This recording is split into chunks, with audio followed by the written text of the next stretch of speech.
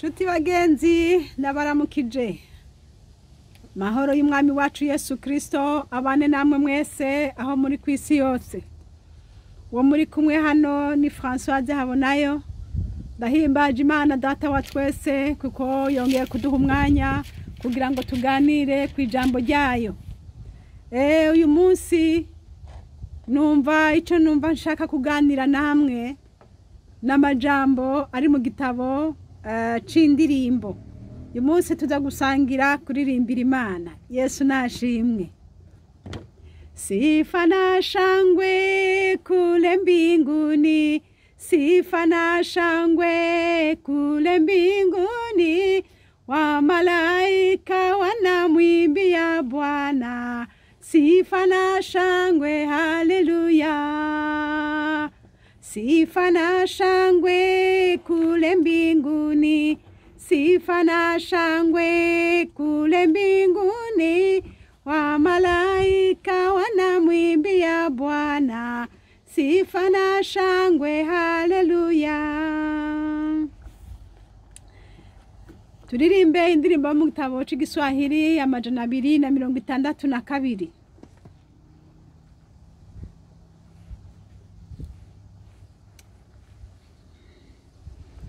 Turirimbe. Kitambo bado vita itaisha, kitambo na dhoruba zitapoa, na tena nitalaza kichwa changu bavuni mwake anayenipenda.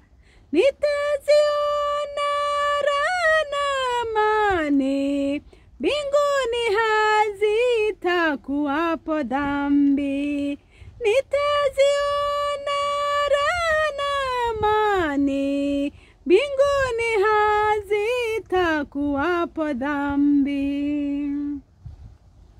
Kitambo bado roho yaumizwa, kitambo katika usiku huku, machozi ninatoka mara nyingi, sababu sijaona bado Yesu. Lakini asubuhi ya milele, huko mbinguni sitalia tena. Lakini asubuhi ya milele, huko mbinguni sitalia tena. Kitambo bado ya kuchoka huku, kitambo tena nitaona Yesu. Na huru mbali ya hatari zote, nitastarehe mikononi mwake. Uvuli wote utaondolewa, kwa nuru huko kamilifu kweli. Uvuli wote utaondolewa, kwa nuru huko kamilifu kweli. Mateso yangu hayadhuru tena, nitasahau yote kwake Yesu. Nikisumbuka muda duniani, mbinguni sitaona shida kufa. Na Mungu atafuta kila chozi, ataondoa maumivu yote. Na Mungu atafuta kila chozi, ataondoa maumivu yote. Haleluya. Yesu nahabwa icubahiro. Uyu muririmbyi yarabivuze ngo kitambo bado, ngo ni igihe gito. Amina. Ngo ni igihe gito. Ngo ni igihe gito, intambara yose dufise igashira. Ni igihe giti intambara igashira, ni igihe gito nka azobona Yesu. Haleluya. Yo, ngo ni gihe gite nkazobona Yesu, ngo nzorambikwa umutwe wanje mu rubavu rwa Yesu nkunda. Imana nishimwe. Yo muririmbyi yarabivuze, yo arabivuga ati ndirira kenshi muri Yesu ndimo, ariko nuko ntarabona Yesu. Ngo ndirira kenshi muri iyi si, ngo ariko nuko ntarabona Yesu. Umunsi twabonye Yesu byose bizoba biheze. Imana nishimwe. Turamutegereje umwami wacu. Tuzokugwa ibitugoye, tuzobikugwa ko byose ko bingana. Ngo amagorwa ntaca azosha kutugira ukundi. Yesu nashimwe. Ahandi yaravuze ngo azokuraho ivyijiji byose. Ngo azobikuraho, ngo umuco wa Yesu uzomurika ikintu cyose, uzokuraho ivyijiji byose. Hariho ibyo tutazi, hari ibyo tugenda tutabisobanukiwe, ariko ngo hariho umunsi tuzobisobanukirwa. Umunsi Kristo Yesu azoba yadushikiriye. Umwami Yesu nahabwe icubahiro. Haleluya. Kitambo bado ya kuchoka huku, kitambo tena nitaona Yesu, na huru mbali ya hatari zote, nitastarehe mikononi mwake. Amen. Haleluya. Ngo nitastarehe mikononi mwake. Tuzonezerwa cyane. Mwami Yesu azodupfumbatira, maze kutuyambira. Umwami Yesu akavuga ngo kaze karibu, tuzonezerwa. Yesu nashimwe. Yesu nahabwe icubahiro. Nshuti bagenzi, uyu munsi numva ngomba ngo tusubire twibukanye neza. Aha turi mu nzira, turiko turagenda, turi mu rugendo, turarindiriye gushika kuri portaye y'Imana, aho umuntu wese azorabwa, akarabwa neza, akarabwa mu byo yavuze, akarabwa mu byo yakoze, ibintu byiwe byose bigapimwa bigashaka umunzane. Ariko imbere yuko dushika aho hantu, uyu munsi twumva ijambo ry'Imana kugira ngo bikunde twikosore, bikunde turabe ko ngo mbega habyaragenze gute, mbega ubona biri ku murongo. Yesu nahabwe icubahiro. Ejo twasangiye ku ntahe y'umuntu w'Imana, mukozi w'Imana. Imana yagiriye neza. Imana yamujanye muri stage, yamujanye kwiga, amara y'imyaka 2. Muri ibyo vyigwa rero yakuyemwo nibyo biriko biratwigisha uyu munsi. Twahakuye icigwa citwa ngo abantu bavuga Imana kandi bitabarimwo, kandi bakaba mu rusengero. Nagomba dusubiye twibukanye kuri ariya majambo. Uriya muntu yagiye muri stage by'ukuri, yagiye kwigishwa n'Imana. Mana ishime ko natwe byadushikiriye kugira ngo tumenye gusobanukirwa amajambo amwe tutari tuzi. Bishoboka nawe yuko utaruzi akamaro k'izina rya Yesu. Icambere twibukanye ko ujya muntu yatubwiye ngo zanyigisho z'abadayimoni zari zababwiye ngo Yesu igihe cibo cyo gukora caraheze, ngo none ubu uye rero ngo hariho uwundi mushasha yaje. Nukuvuga rero ngo bareke kwizera, gushishikara kwizera izina rya Yesu. Amaze kubikora yaciye arikura mu mutima wiwe by'ukuri, ariko kubera gutinya ngo bamwe barasohote mu masengero, niko yatubwiye ngo ariko wewe yagumye mu isengero, ntiyavuyeyo, ngo ashishikara kugumayo, kandi mugabe iby'Imana yarabivuye, ibya Yesu yarabivuyemo, asigaye abona Yesu ukundi. Mane dutabare. Kandi ibyo yabigendeyemo ngo imyaka 2. Rero kandi Imana ngo ikiramwereka uko kuntu nyene yabivuyemwo. Imana ikiramwereka ubu asigaye aba mu ishengero irihe, yapartena muri assemblée iyihe. Imana ikiramwereka ingene assemblée yiwe canke ishengero arimwo ijyariryo. Aca sanga abantu benshi cyane kumwe nabibabwira ngo bari mu rusengero runini cyane ngo baca baramutangarira ngo mbega nawe ujino bisobanurwa ngo iki nawe wahora uvuga Mana nawe wahora wizera Yesu wabihembye ujino kwaha hakoraniye babandi bose badasenga Yesu bajya bose bari ngaha inshuti mugenzi uri kurankurikira mwisengero turimwo aho mwicaranya muri abo mwicaranye ntiwiyumvire ngo bose muri kumwe hariho abapfa gukurikira kumbure ariko mu mitima yabo batavyemera batemera ko Yesu Kristo ari umwami batemera ko Yesu Kristo ari Imana bakaza mugabo batavyemera ntibagukange abona aho mwicaranye ntimuri kumwe wewe isengero ryawe kuko wakiriye Kristo Yesu nk'umwami n'umukiza ni mwijuru ariko abanse kumwakira bose nepfi kuzimu yo mukozi w'Imana yarabibonye hanyuma ahangira ko mvuga nti tube maso nshuti tube maso cyane tube maso gukizwa ni mu mutima no kubivamwe ni mu mutima hariho umuntu twaraduhura tukaramukanya akavuga ati mbega uracari muri Kristo Yesu hamaza ni kubera ikumbaza ibyo bintu ati ni kubera yuko nzi neza yuko kubivamwo ni isogonde no kuvyinjiramwo ni muyindi uyu munsi ushobora kuvuga uti jewe nahora naramwihakanye Yesu mugabo uyu munsi namwakiriye ubwo nyine aca yinjira nukuvuga rero yuko gukizwa si ibintu tugira rimwe tukaba twarahejeje irifa ko tubigumamwo Yesu nashimwe kuko benshi bari babirimwo barabivuyemwo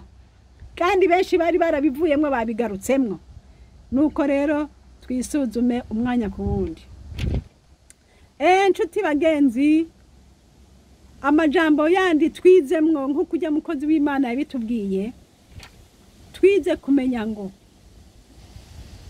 Imana yo mwijuru yatanze Kristo Yesu arapfa ku musaraba kugira ngo amaraso yiwe ariyo atuma twoga ibyaha byacu rero iyo udakoresha iryo zina rya Yesu ibyaha ntibikuvako namba niho yatubwiye ka karorero rero ngo babana yabona ngo bariko baroga munsi ya robine ariko ngo akabona umucafu utaronka aho utoborera ngo uhite ugende nukuvuga ngo ubucafu bwaguma bubavako bwongera badugako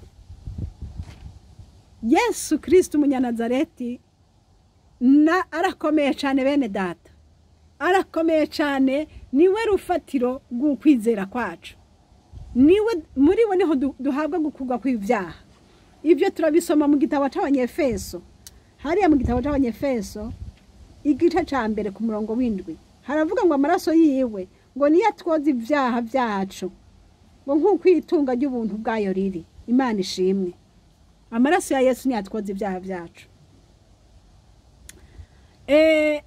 kandi ikindi naco twize muri iriya ntayo uriya muntu w'Imana twize kumenya ngo igihe cyose uzoba warihakanye Yesu naho uzoba wicaye mu rusengero rw'Imana naho uzoba uvuga ngo uri mu idini sinzi idini ijya ari ryo ushaka kuvuga uti ndi umufekabu ushaka kuvuga uti ndi umupentekote ushaka kuvuga uti ndi umuanglikano ushaka kuvuga uti ndi umukatolike ushaka kuvuga uti ndi uyu ubu uri wese ntaho bisa bisana titre ufise canke eglise wanditsemo ntaho bisa bisana na eglise urimwo yo mu mutima mwanyumvise bene data eglise yo mu mutima yawe urimwo ni yihe eglise yo mu vyigwa byawe ni yihe ijya niyo iri très important so kuvuga ngo eglise urimwo physiquement ngo niyo nyene uyu munsi ushobora kuba uri muri eglise de Pentecote reka ngome ntanga ko karorero mugabo mu mutima wawe uri mu bayisilamu. Aho ndatanga kwako karorero. Mfise abagenzi banje baba Pentecote babatijwe mu mazi menshi ariko batemera ko Yesu ari umwana w'Imana. Bafise imyizerere y'ikiyisilamu bakavuga ngo Yesu ni umuprofete kandi abo bari mu rusengero. Njuti nkunda umviriza ndakubwire, Yesu yantumye kukubarira ngo eglize yawe yo mu mutima urimwo niyo ijuru rizi.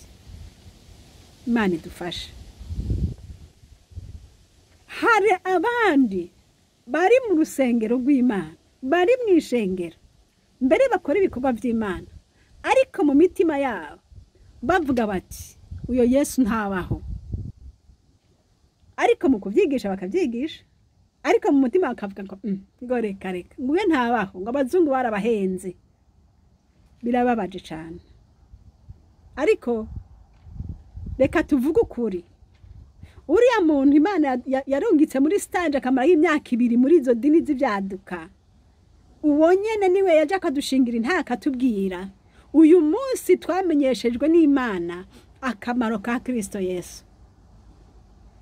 Ushobora kuba uri mu Bajehova batemera Kristo Yesu ko ari Imana, canke ugasanga hariho abandi batemera ko ari Imana. Abo bose naho bamuzi naho bamuvuga ntibanditse mu gitabo c'ubugingo. Oya, kuko kwandikwa mu gitabo c'ubugingo ni kuba waramwakiriye Kristo Yesu nk'umwami n'umukiza mu bugingo bwawe, kandi ukaba wamwakiriye uzi ko ari Imana, ni umwana w'Imana kandi ni Imana. Kuko ijambo ry'Imana ryatubwiye ngo Yesu na Data ngo ni umwe. Hari ubundi yabaje ati Yesu ati twereke so bizaba bidukwiye, ati nta kindi ko ngombwa kuvuga ngo wavuye mu ijuru, natwe tuzi yuko uri mwene Maria na Yosefu. Twebwe rero ibyo uvuga biraducanga, twereke so, basi twereke so. Yesu ngo acaravuga ngo iki? Yaciye amubwira ati ubonye jewe ababonye Data. Nukuvuga ngo nta tandukaniro rya jewe na Data. Ubonye Data ababonye Imana, ubonye jewe ababonye Imana. Nukuvuga iki? Yagomba kubabwira ati Data muramana, Data muri kumwe, n'ubu nyene muri kumwe kuko ari muri jewe. Yesu yabasobanuriye ati ari muri jewe nanje ndi muri we, turi umwe. Yesu nashimwe.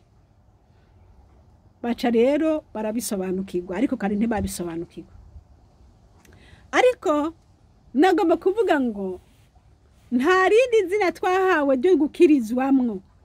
Ubu tugomba tugaruke ku izina rya Kristo Yesu, izina ry'ububasha, izina ry'inkomezi. Ngo nta rindi zina twahawe dukwiye gukirizwamwo. Hariya mu gitabo byakozwe n'intumwa igice c'12 igice ca 4 pluto ku murongo w'12 haratubwira neza ivy'iryo zina rya Yesu. Ndagomba tuvuge ku bw'iryo zina uyu munsi nje ngo tuganire ku izina rya Kristo Yesu. Haleluya. Izina hari amazina menshi mw'isi ariko ndagomba tuvuge kuri iryo zina rya Kristo Yesu. Ibyakozwe n'intumwa hariya 4 ku murongo w'12 ariko duhera hariya ku murongo w'8 haravuga ngo nuko Petero yuzuye mpwemu yera arababarira ati yemwe bashinga ntahe b'abantu n'abakuru, uyu munsi ko ducunaguzwa ivyo twagiriye neza umuntu yanyogomba kandi nicamukijije. Nimumenye ku murongo w'10 nimumenye mwese n'ubwoko bwose bw'Abisirayeli yuko ari mwizina, haleluya, ni mwizina rya Yesu Kristo umunyanazareti, uwo mwebwe mwabamvye Imana ikamuzura mu bapfuye, pariho hatumye uyu muntu ahagarara imbere yanyu akomeye, mwizina rya Yesu Kristo umunyanazareti, haleluya.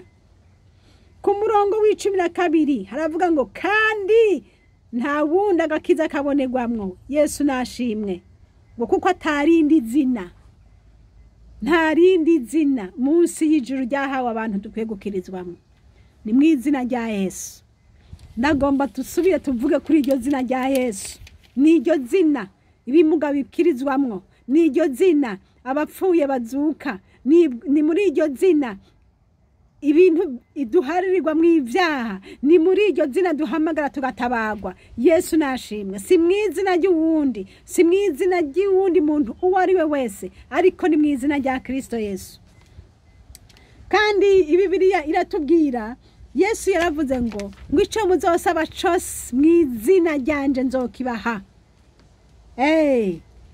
Ku murongo mu gitabo ca Yohana igice c'14 ku murongo wa 13 na 14, Yesu niwo gusengwa, Yesu niwo gusengwa.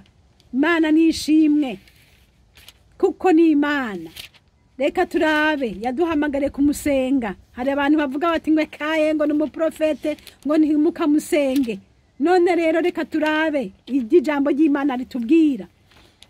Yohana 14 hariya ku murongo w'13 na 14 haravuga ngo kandi ico muzosaba cose mu izina ryanje nzogikora. Undi Yesu ariko aravuga ati kugira ngo se ashemagizwe mu mwana. Ku murongo w'14 nimwagira ico musaba mu izina ryanje nzogikora. Data nashimwe ngo nimwagira ico musaba mu izina ryanje nzogikora. Umwami Yesu nahabwa icubahiro. Bene data, Yesu si ibyo gusa turamusenga, yaratubwiye ngo tumubwire ngo byose ngo zobidukorera.